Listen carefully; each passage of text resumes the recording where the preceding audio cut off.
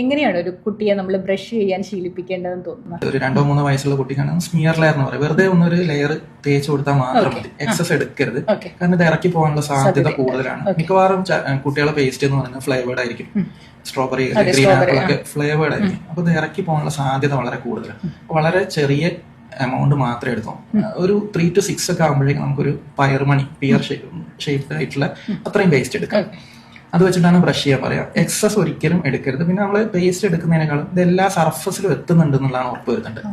മിക്ക കുട്ടികളും ഫ്രണ്ടിലൊക്കെ ചെയ്യുന്നുണ്ടാവും, പുറകിലോട്ട് കൊണ്ടുപോകില്ല, അല്ലെങ്കിൽ കഴുകുന്നതാണെങ്കിലും പുറകിലോട്ടത്തില്ല. അപ്പൊ ഇത് എല്ലാ സർഫസിലും എത്തുന്നുണ്ട് എന്നുള്ളത് നമ്മളൊന്ന് ഉറപ്പ് വരുത്തിയാൽ തന്നെ ഒരുവിധം കേരീസ് ഒക്കെ നമുക്ക് പ്രിവെന്റ് ചെയ്യാൻ പറ്റും. ഒരു 6 എബോവ് ആണെങ്കിൽ നമുക്ക് സാധാരണ ടൂത്ത് പേസ്റ്റുകൾ ഉപയോഗിക്കാമോ?